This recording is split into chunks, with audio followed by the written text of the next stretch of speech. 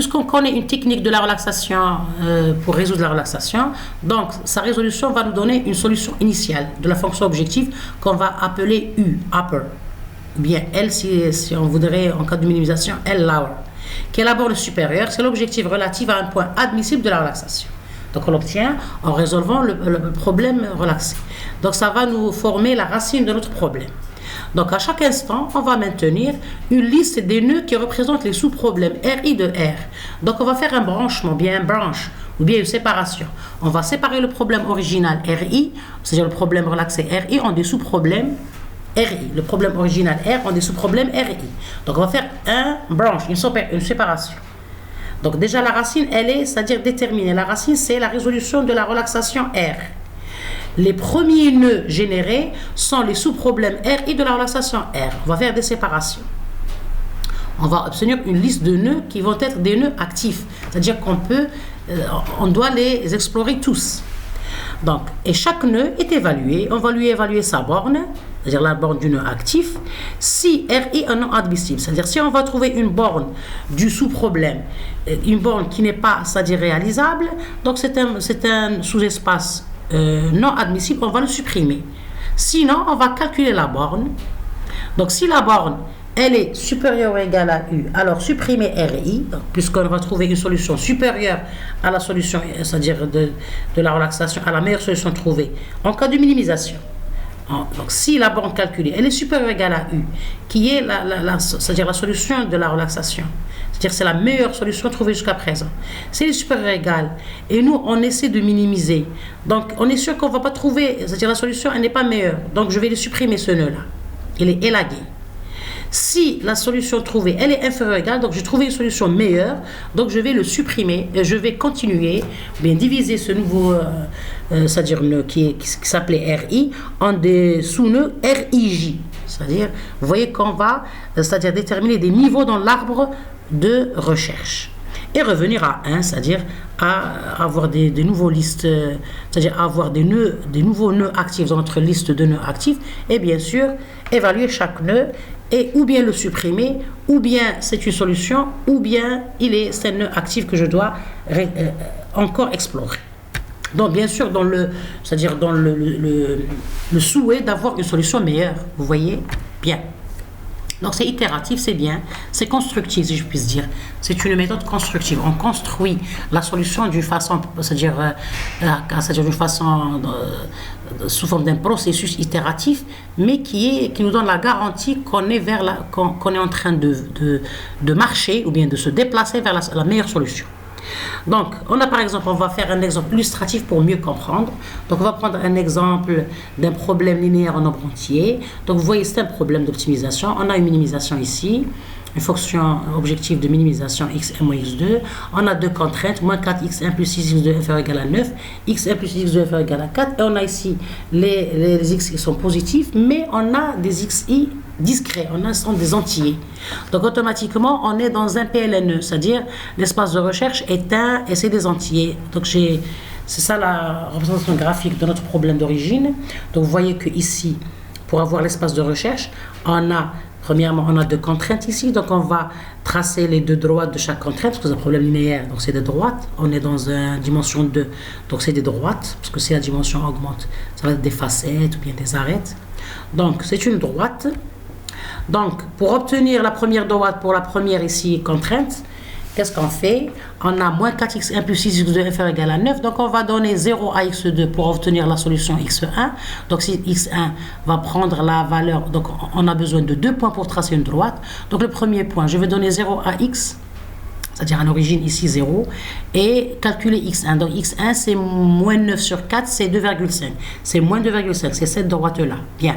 La deuxième droite, c'est x1 plus x2 inférieur égal à 4. La même chose, on a besoin, ici le deuxième point c'est quoi?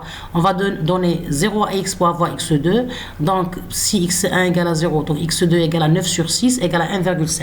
Donc le premier point c'est 0, 2,5, le deuxième point c'est 0, 1,5, Donc ces deux points-là, vous voyez, et je trace ma droite. On n'a besoin que de 2 points pour tracer une droite. Donc c'est cette droite-là qui passe par 0, moins 2,5 et 0, 1,5. Donc c'est la droite qui représente la contrainte moins 4x1 plus 6x2 égale à 9.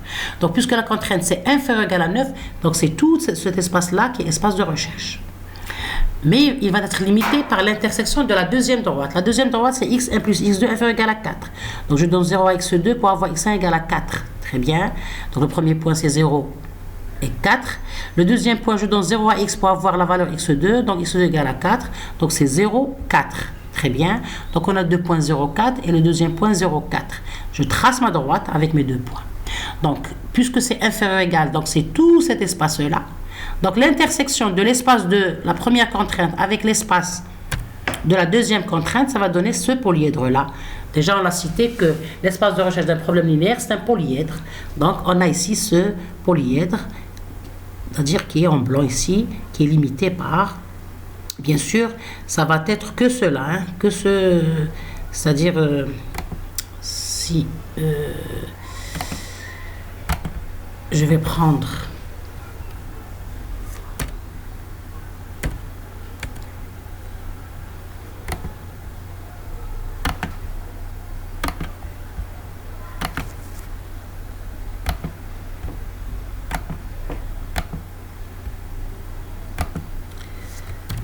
Vous voyez, donc ici, si je vais colorer par exemple en vert, donc c'est cet espace-là. C'est l'intersection de la droite moins 4x1 plus 6x2, parce que c'est inférieur, et de la droite x1 plus x2 inférieur ou égal à 4, d'accord? Pourquoi j'ai enlevé cet espace-là? Parce qu'on a les xi sont supérieurs ou égal à 0. Dans le problème donné, on a les xi sont des entiers, mais c'est supérieur ou égal à 0. Donc c'est, j'enlève cette partie-là. Mais ici, je reviens, donc c'est ça l'espace de recherche. Mais vous voyez que je ne vais pas prendre tout l'espace de recherche. Parce que dans la structure du problème d'optimisation en nombre entier, les xi sont des entiers. Dans l'espace de recherche, ce n'est pas tout l'espace, non. Ce sont que les points discrets. C'est-à-dire 1 avec 1, 1 avec 2, 2 avec 1, 2 avec 2. Bien sûr, dans cet espace-là, dans ce polyèdre qui est comme ça. Vous voyez, on a 4 arêtes. Cette arête-là, celle-ci, celle-ci et celle-ci. Et on a les extrémums. 1 extrémum, 2 extrémums, 3 extrémums, 4 extrémums. Donc les points sont discrets parce qu'on a les x et on n'a pas encore relâché notre problème. Le problème, c'est un problème lié au nombre entier. Donc les x sont des entiers. Donc les solutions vont être des valeurs discrètes. Donc c'est le 1 avec 1, 1 avec 2, 2 avec 1, 2 avec 2, 3 avec 1, 3 avec 2 peut-être si ça appartient à ce domaine. Si ça n'appartient pas, donc c'est non. 4 avec 2 peut-être. Bien avec le 1, je ne sais pas, selon le calcul. L'essentiel, c'est des points. Vous voyez ici que j'ai montré que l'espace admissible est discret. C'est des points parce que les valeurs sont entières. Bien. Donc, je vais relâcher mon espace. Je vais utiliser la relaxation linéaire. D'accord? Donc, je vais relâcher. Qu'est-ce que je fais pour pouvoir relâcher mon espace? Au lieu d'avoir ici, je vais enlever les contraintes d'intégrité, ça, les contraintes qui montrent que, ou bien qui mentionnent que les xi sont entières. Donc je vais enlever cette contrainte-là pour avoir que les xi supérieurs ou égal à 0. Donc je vais avoir une relaxation continue. J'ai enlevé la contrainte qui rend mon problème discret. Vous voyez? Donc j'enlève cette contrainte. Donc c'est un nouveau problème. Mais ce n'est pas le même parce qu'on a enlevé les contraintes d'intégrité ici qui mentionnent que les variables sont entières pour avoir un problème continu. C'est une relaxation continue. Donc, c'est un problème en nombre entier, c'est un problème discret. Il n'existe pas de méthode pour résoudre ce type de problème. C'est pour ça qu'on utilise des méthodes branch and band avec des relaxations linéaires. On a, c'est-à-dire penser au branch and band et à la relaxation linéaire parce qu'on n'a pas une technique pour pouvoir énumérer les solutions de ce problème. Bien sûr, il faut on a pris un petit problème, parce qu'ici on peut le résoudre manuellement, mais ce n'est pas le but. On a pris un petit problème pour comprendre le principe. Il faut toujours se projeter vers, c'est-à-dire vers le réel. On a un problème avec n variables et n contraintes, c'est-à-dire un problème volumineux.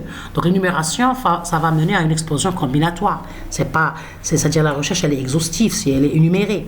Donc on va prendre des techniques, ou bien utiliser des techniques de branch and bound en utilisant une relaxation facile qui est la relaxation linéaire. Elle est facile et elle est adaptée à ce type de problème. Donc, car pour cette relaxation, c'est la relaxation linéaire, il existe l'algorithme du simplex pour la résoudre. Donc, puisqu'on connaît une technique qui résout la relaxation, on va l'utiliser. Donc, la solution de la relaxation est une borne inférieure